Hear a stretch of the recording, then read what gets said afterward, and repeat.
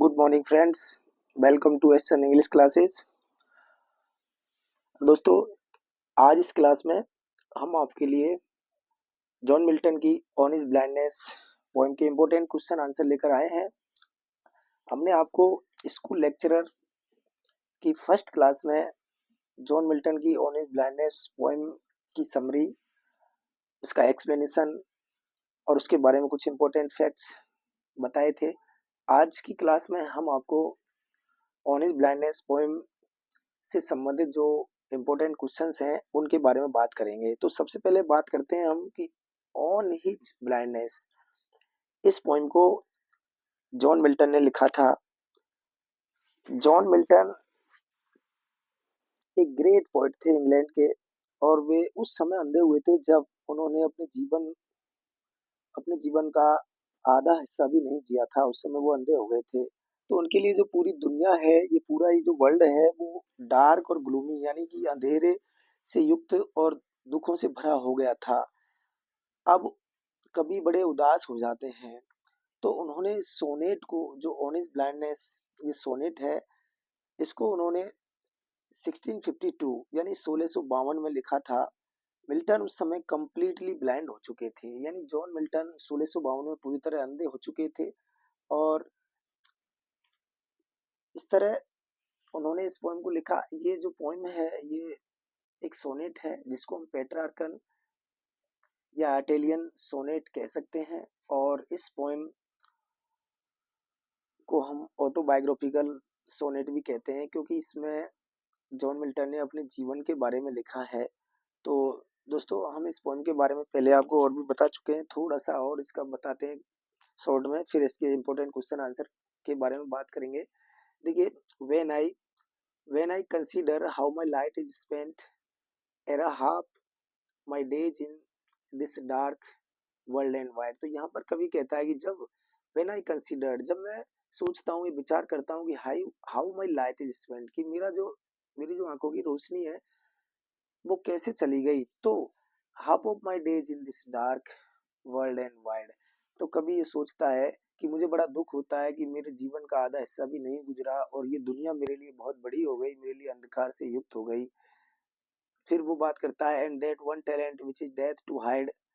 और आगे कभी बात करता है कि दैट वन टैलेंट, एक वो टैलेंट, मेरी जो पोएटिक टैलेंट है, मेरी जो एबिलिटी है राइटिंग करने की, यानी जो पोएटिक एबिलिटी है, कभी अपनी जो लिखने की कला है उसके बारे में बात करता है कि वह talent which is dead to hide, जो मेरे साथ मरते दम तक रहेगी। लोज विद मी यूजलेस, वो अब मेरे साथ बेकार हो गई है, यूजलेस हो गई है, यानी कि मैं अब उसको यूज नहीं कर पा रहा हूँ।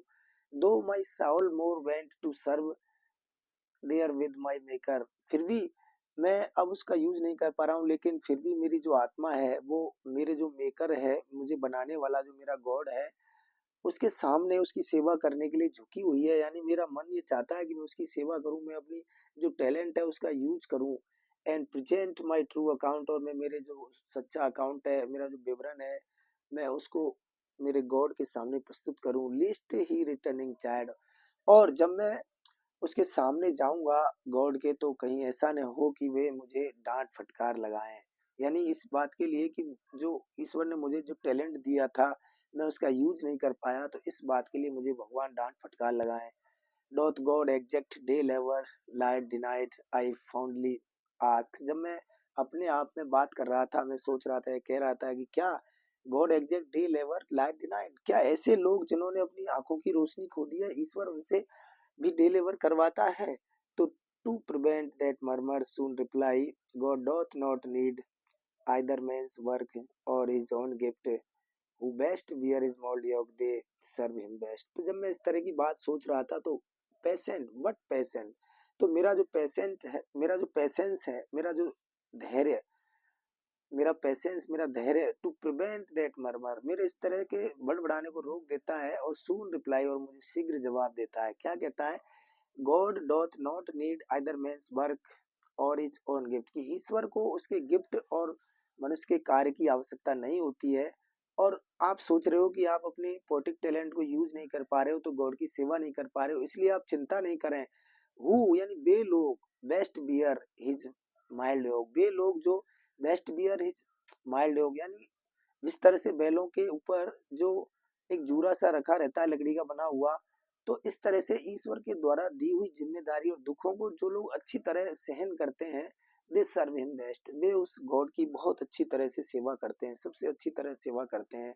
तो आप धैर्य रखिए, पेशेंस इस तरह से उनको जवाब देता है। और आगे कहता है हिज स्टेट इज किंगली, यानी जो गॉड है उसकी जो स्टेट है वो तो किंगली है, यानी कि उसका जो राज्य है वो बहुत राजा की तरह विस्तृत है। थाउजेंड एट हिज वाइडिंग स्पीड, यानी हजारों की संख्या में उसके जो दूत हैं वो वाइडिंग स्पीड यानी बहुत तेज गति के साथ, ऑर्डर के साथ। और over land and ocean without rest, यानी जमीन के ऊपर, इस भूमि के ऊपर और समुद्र के ऊपर, यानी कहीं भी बिना किसी रेस्ट यानी आराम के, विश्राम के, और उनके आदेशों का पालन करते हैं। और दे बे लोग also serve who only stand at विरो, बे लोग भी गॉड की अच्छी तरह सेवा करते हैं। जो हु जो ओनली स्टैंड, वे केवल खड़े रहते हैं यानी इंतजार करते हैं, खड़े रहते हैं इंतजार करते हैं अपनी बारी का, तो अपने दुखों को बिना किसी शिकायत किए सहन करते हैं, ऐसे लोग भी गॉड की अच्छी तरह सेवा करते हैं। तो इस तरह से उसका पेशेंस, और जॉन मिल्टन को ये रिप्लाई देता है, उसको सांत्वना बताता है। तो इस तरह इस पोएम के अंदर बताया है। दोस्तों आप देखिए इस पोएम के जो इम्पोर्टेंट क्वेश्चन है उनकी बात करते हैं।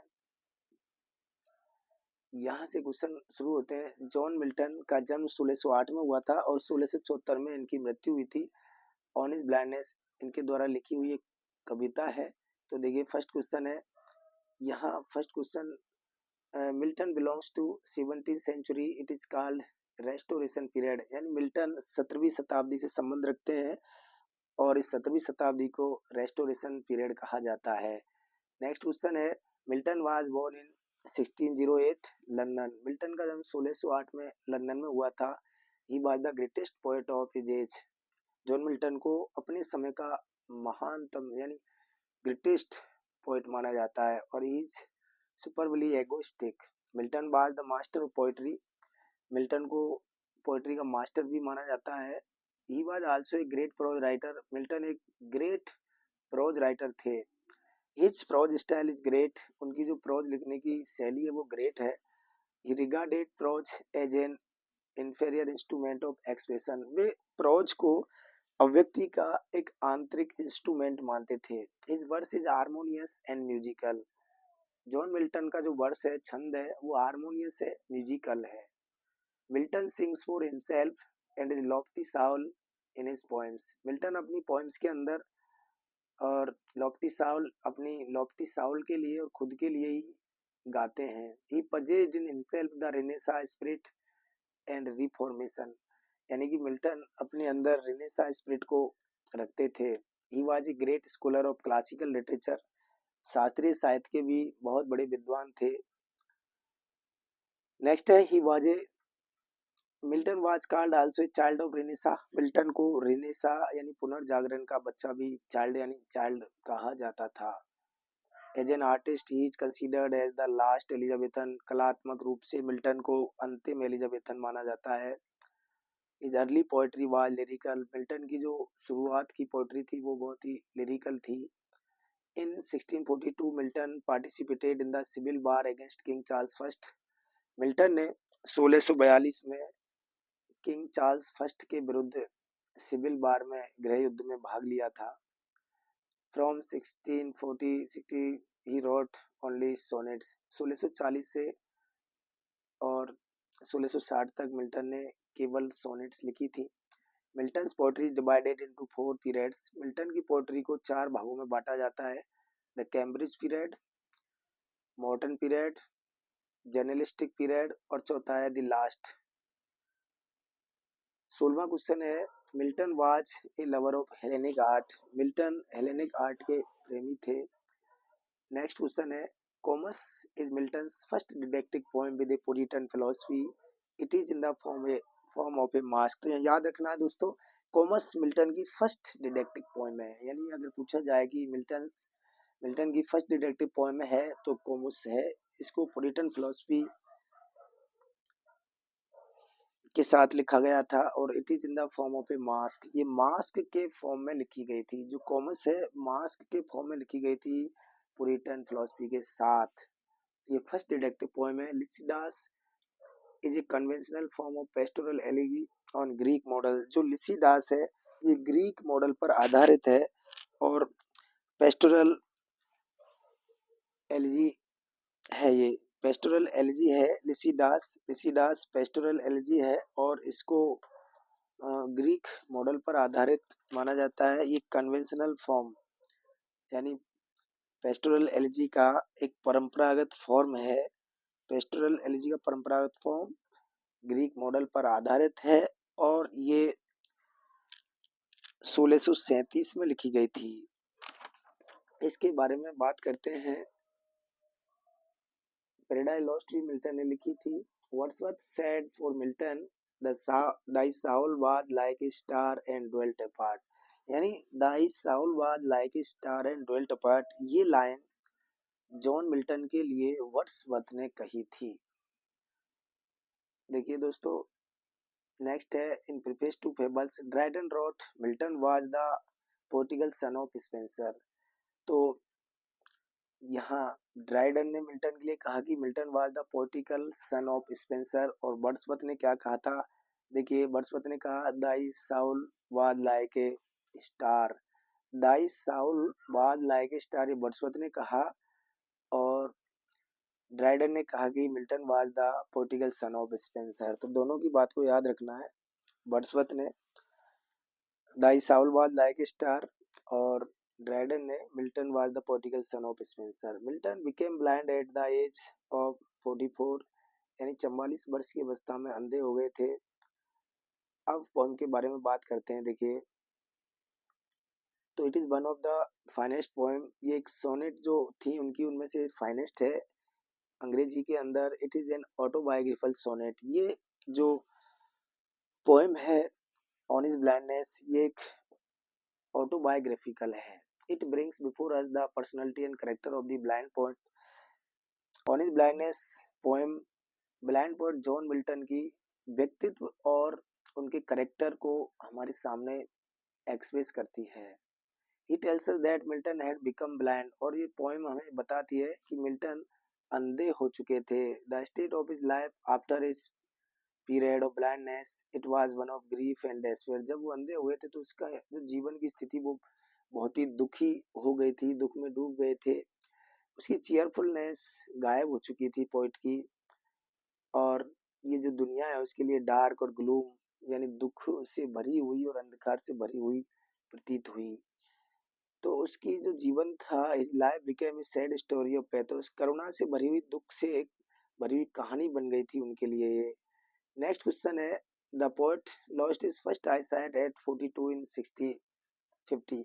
देखिए यहाँ ये इम्पोर्टेंट बात है कि सबसे पहले पोएट ने अपनी जो आई साइट खोई थी वो 1650 में 42 वर्ष की अवस्था में खोई थी और जब वे कंप्लीटली यानी पूरी तरह अंधे हुए थे 2 साल बाद ही हो गए थे 1652 में 44 वर्ष की अवस्था में। और जब कंप्लीटली ब्लाइंड हुए थे तभी उन्होंने इस पोएम को लिखा था 1652 में।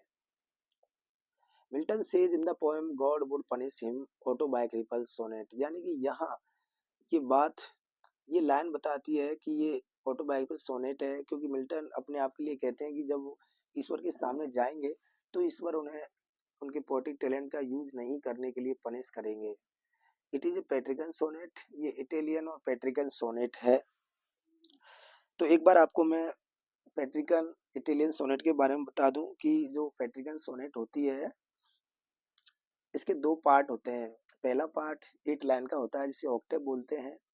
दूसरा पार्ट 6 लाइन का होता है जिसे सेस्टेट बोलते हैं। ऑक्टेव के अंदर शिकायत या कभी अपने दुख अपनी प्रॉब्लम्स को प्रकट करता है और जो शेष दूसरा पार्ट है सेस्टेट का उसमें उनके लिए सॉल्यूशन बताए जाते हैं। और इस पोएम के अंदर ऑन हिज ब्लाइंडनेस बिल्कुल सेम वही है, ऐसे ही बातें हैं। नेक्स्ट क्वेश्चन है it was written when Milton became completely blind. जब मिल्टन पूरी तरह अंधे हो गए थे तब इस पोएम को लिखा गया था। It is an autobiographical sonnet written in 1652। ये 1652 में लिखी हुई एक ऑटोबायोग्राफिकल सोनेट है जो कि 44 वर्ष की अवस्था में लिखी गई थी। नेक्स्ट क्वेश्चन है when I consider how my light is spent suggest Milton's despair and helplessness. ये जो पंक्ति है इस पोएम की फर्स्ट पंक्ति है, when I consider how my light is spent, ये इस पोएम की स्टार्टिंग लाइन है।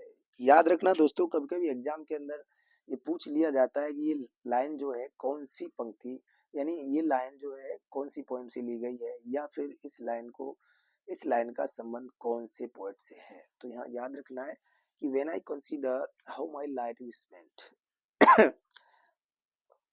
ये जो ऑन इज ब्लाइंडनेस पोएम है जॉन मिल्टन की, उसका जो मिल्टन ने नाम दिया था वो तो यही है, when I consider how my light is spent. ये इन्होंने नाम दिया था इस पोएम का, लेकिन इसको बदल दिया गया और बाद में थॉमस न्यूटन ने इस पोएम का नाम रखा था ऑन इज ब्लाइंडनेस। तो दोस्तों इस पोएम को सोनेट 19 और सोनेट 16 भी नाम से जाना जाता है, यानी कि ये 19 नंबर पर लिखी गई थी इसलिए इसको सोनेट 19 के नाम से जाना जाता है। और on is blindness Thomas Newton ने इसका नाम दिया था, और when I consider how my light is spent ये जॉन मिल्टन ने नाम दिया था। मिल्टन्स पेशेंस कंसोल्स हिम, इस पोएम के अंदर ऑन इज ब्लाइंडनेस के अंदर जॉन मिल्टन को कौन सांत्वना, कौन कंसोल करता है, यानी उसको हिम्मत कौन बनाता है, तो उसका जो पेशेंस है, उसका जो धैर्य है, वही उसको हिम्मत बनाता है। That one talent which is death to hide here, talent means ability of a person पन। देखिए दोस्तों यहाँ एक इम्पोर्टेंट चीज है कि that one talent which is death to hide, यहाँ ये जो टैलेंट शब्द है इस लाइन के अंदर, इस टैलेंट शब्द में पन फिगर ऑफ स्पीच है। अब यहाँ कैसे, तो पन क्या होता है कि जब एक शब्द के दो अर्थ निकलते हैं अलग अलग अर्थ, तो वहाँ पन अलंकार होता है, यानी फिगर ऑफ स्पीच पन होता है। तो यहाँ दो अर्थ क्या है कि पहला अर्थ तो यह है, यहाँ जॉन मिल्टन के लिए जो उसकी पोएटिक एबिलिटी है, कवि की पोएटिक एबिलिटी एक अर्थ है। दूसरा यहाँ जो टैलेंट है वो एक यूनिट ऑफ मनी, यानी पैसे का एक भाग, पैसा या वेट वजन, इनका एक पार्ट है। तो वो कैसे है कि देखिए यहाँ ये बताया गया है कि इसमें एक बाइबल का एक पैरेबल, यानी बाइबल से एक प्रसंग लिया गया है कि एक मालिक, एक मास्टर होता है और उसके तीन नौकर थे। तो जब वो कहीं लंबी यात्रा पर वो मालिक जाता है तो वो अपने नौकरों को और कुछ पैसा देके जाता है। एक पहले नौकर को 5 टैलेंट देखा जाता है, तो जो जो उस नौकरों के लिए वो जो पैसा या कुछ देके जाता है उसको टैलेंट बोला गया था वहाँ, कि वो एक नौकर को 5 टैलेंट देके जाता है, दूसरे को 2 यानी 2 टैलेंट देता है, और तीसरे नौकर को 1 टैलेंट देके जाता है। और उनसे कहा जाता है कि अपनी जो एबिलिटी है, अपने माइंड है, उसके अनुसार इनका यूज करना, तुम व्यापार में लगा देना। अब उसमें जो फर्स्ट व्यक्ति था उसका नौकर, जिसके वो 5 टैलेंट दे गया था, उसने क्या किया, उसको इस तरह से व्यापार में लगाया कि वो डबल हो गया। ऐसे ही सेकंड वाला जिसको 2 टैलेंट दिए थे उसने भी उसको डबल कर लिया, लेकिन थर्ड टैलेंट वाला है उसने अपने मालिक के दिए हुए पैसे को ज्यों का त्यों रख दिया। जब वो मालिक लौट के आता है तो वो दोनों अपनी दुगनी की हुई टैलेंट्स को वापस अपने मालिक को लौटा देते हैं, तो वो बड़ा खुश होता है। लेकिन जब वो तीसरा वाला उस 1 टैलेंट को लेकर देता है तो उसे बड़ा दुख आता है, और उस टैलेंट को लेकर वो फर्स्ट वाले को दे देता है और उसको अपनी नौकरी से डिसमिस कर देता है, निकाल देता है। तो यहाँ इस टैलेंट का मतलब, एक टैलेंट का मतलब पैसे का एक पार्ट है, यूनिट ऑफ मनी, और एक का मतलब पोएटिक एबिलिटी। तो कवि के लिए पोएटिक एबिलिटी है और दूसरा उस बाइबल के प्रसंग में पैसा है, मतलब एक पार्ट है पैसे का। इस तरह से यहाँ पन यानी श्लेष अलंकार है। In this poem maker is God, यहाँ इस पोएम के अंदर एक मेकर शब्द आया है कि मैं अपने मेकर के सामने जाऊंगा तो वो मुझे पनिश करेगा क्या। तो यहाँ मेकर है गॉड, यानी जिसने हमें बनाया है उसके लिए आया है मेकर, तो मेकर गॉड है। The problems which are presented in the sonnet, the dark world and wide alliteration, यहाँ ये जो लाइन आई है, the dark world and wide, and कवि के लिए दुनिया बड़ी हो गई, दुख से भरी हुई हो गई, अंधेरी हो गई। तो यहाँ डार्क वर्ल्ड एंड वाइड, यहाँ व्यंजन ध्वनि का रिपीटेशन हो रहा है, the dark world day wide day, तो इसलिए यहाँ एलिट्रेशन है। नेक्स्ट है, he can not use his poetic talent given by God, कवि कहता है कि मैं अपने जो ईश्वर के द्वारा दी हुई पोएटिक टैलेंट है उसका यूज नहीं कर सकता, इसलिए कवि दुखी है। He fears that God will chide him when he goes before him, और उसको ये डर है कि जब वो ईश्वर के सामने जाएगा तो गॉड उसे पनिश करेगा इस बात के लिए कि वह अपनी पोएटिक टैलेंट जो ईश्वर ने उसे गिफ्ट दिया है उसका यूज नहीं किया उसने। अंधा हो जाने के कारण। The solution for this problem, देखिए ऊपर की जो ऑक्टेव में ये प्रॉब्लम्स आई थी, लेकिन अब जो लास्ट पोएम का पार्ट होता है सेस्टेड 6 लाइन का, उसमें ये सॉल्यूशन बताए हैं। God does not need man's help, उसका पेशेंस मिल्टन को कहता है कि गॉड को और मनुष्य की मदद की आवश्यकता नहीं होती, यानी ये गॉड मदद नहीं चाहता कि वे मनुष्य उसकी मदद करे गॉड की, यानी उससे काम नहीं करवाता। God does not need return of his gift, और ईश्वर को अपने वो गिफ्ट वापस भी नहीं चाहिए जो उसने व्यक्ति को दिए हैं। तो ये दोनों बात कहकर के पेशेंस उसको सांत्वना देता है। Those who are ready to serve God are his true servant, paradox figure of speech, यहाँ पर पैराडॉक्स फिगर ऑफ स्पीच है। पेशेंस कहता है कि वे लोग जो ईश्वर की चुपचाप बैठ करके और उसके दुख और जिम्मेदारी जो उसने दी है गॉड ने, उनको अच्छी तरह सहन करके निभा करके जो इंतजार करते हैं अपनी बारी का, वो भी ईश्वर की अच्छी सेवा करते हैं। Milton finds comforts in sorrow by serving God, by patiently waiting for and by understanding to the will of God। तो जो जॉन मिल्टन है वो बड़े धैर्य पूर्वक और अपने दुख में ही ईश्वर की सेवा करके और इंतजार करके और ईश्वर की इच्छा को समझ करके और सांत्वना प्राप्त करते हैं। Who reply to Milton's question, Milton के क्वेश्चन, जो मिल्सन ने क्वेश्चन पूछा कि doth God need day labour, ये उसने क्वेश्चन पूछा था अपने आप से, तो इस क्वेश्चन का जवाब उसका पेशेंस देता है। यानी कौन जवाब देता है? उसका patience. Milton's on his blindness ends with an expression of the poet, यानी मिल्टन की जो पोएम है वो कवि के एक अभिव्यक्ति के साथ समाप्त होती है। वो अभिव्यक्ति क्या है?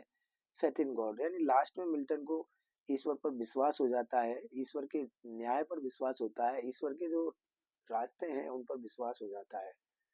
Who is believed to serve God best, यानी किस व्यक्ति पर ये किस व्यक्ति को माना गया है कि वो ईश्वर की सबसे अच्छी सेवा करता है? तो हु बियर हिज माइल्ड योग, जो ईश्वर के दुखों को अच्छी तरह सहन करता है, उसकी जिम्मेदारी को अच्छी तरह निभाता है, वे लोग ईश्वर की अच्छी तरह सेवा करते हैं। नेक्स्ट क्वेश्चन है दोस्तों, Milton's on his blindness is Miltonic sonnet, ये मिल्टनिक सोनेट है यानी पेट्रागन ऑटोबायोग्राफिकल सोनेट है, जिसको नेक्स्ट है who gave the title on his blindness, यानी ये जो टाइटल है पोएम का ऑन हिज ब्लाइंडनेस, ये किसने दिया था? तो ये थॉमस न्यूटन ने दिया था, यहाँ बिशप लिख गया है थॉमस। और नेक्स्ट है in this poem Milton speaks of one talent, what is it? Milton इस पोएम के अंदर वन टैलेंट की बात करता है, तो वन टैलेंट क्या है? तो अभी जो कहानी मैंने आपको बताई थी ये वही है कि मिल्टन के लिए तो इस पोएटिक टैलेंट है, और दूसरा इसका अर्थ है वो यूनिट ऑफ मनी या वेट, वो है। नेक्स्ट है in the last line they stand for those who patiently accept God's order, यहाँ दे शब्द किसके लिए आया है? जो लास्ट लाइन है इस पोएम की, उसमें दे शब्द उन लोगों के लिए आया है जो गॉड की धैर्य पूर्वक उसके ऑर्डर का पालन करते हैं, इंतजार करते हैं अपनी बारी का, उन लोगों के लिए आया है। विच इज बाइबलिकल स्टोरी, तो यहाँ जो बाइबलिकल यानी बाइबल से ली गई स्टोरी कौन सी है? तो मैंने अभी वो टैलेंट वाली जो मास्टर वाली बताई थी कहानी, वही बाइबलिकल स्टोरी है, जो कि ये Matthew 25 and the parable of God. What types of tone is there in the octave? Octave के अंदर किस प्रकार की टोन है? तो यहाँ A B B A of anger and frustration, tone of complain, यानी ऑक्टेव जो है इस पोएम का पहली 8 लाइन है उनके अंदर किस प्रकार की टोन है? तो उनमें एंगर एंड फ्रस्ट्रेशन, यानी कवि उनमें नाराज है, और फ्रस्ट्रेशन यानी उसके अंदर कुंठा है, और शिकायत। तो फ्रस्ट्रेशन यानी कुंठा, एंगर नाराज, और कंप्लेन यानी शिकायत की टोन है। इसके अंदर कभी शिकायत करता है, दुखी है, एंगर नाराज है, तो इस तरह से। नेक्स्ट क्वेश्चन है what does the poet mean he says lie denied, यहाँ ही सेज लाई डिनाइड का मतलब क्या है? लाई डिनाइड का मतलब ये है, पोएम के अंदर ये बात आई है कि जो लोग जिनकी आंखों की रोशनी खो चुकी है उनको लाई डिनाइड कहा गया है, यानी अंधापन, ब्लाइंडनेस, जो अंधे हो गए हैं। Doth God need day labour, क्या ईश्वर को लेबर कराने की आवश्यकता होती है, लाइट डिनाइड यानी जिन लोगों की आंखों की रोशनी खो गई है उनसे, तो who does the speaker ask the question to, यानी doth God need day labour light denied, ये क्वेश्चन किसने पूछा और किससे पूछा। तो ये बात जॉन मिल्टन ने खुद ने ही अपने आप से कही थी, यानी मर यानी कि बड़बड़ाता है, लेकिन वो किसी से नहीं पूछता है, अपने आप से पूछता है, बट इसका जवाब पेशेंस देता है। What are the two meaning of the word talent, ये जो शब्द टैलेंट है इसके दो अर्थ क्या हैं, तो यहाँ पर फिगर ऑफ स्पीच है पन, तो एक तो पोएटिक टैलेंट है जो कवि के लिए, दूसरा है स्टैंडर्ड यूनिट ऑफ मनी और वेट। तो स्टैंडर्ड यूनिट ऑफ मनी यानी पैसे की एक विशेष इकाई या वजन की एक इकाई होती है।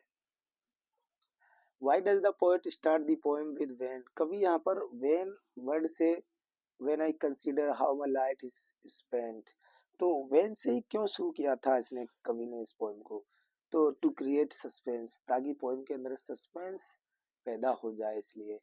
Whose state is kingly, God's state is kingly, यानी ईश्वर की स्टेट किंगली है।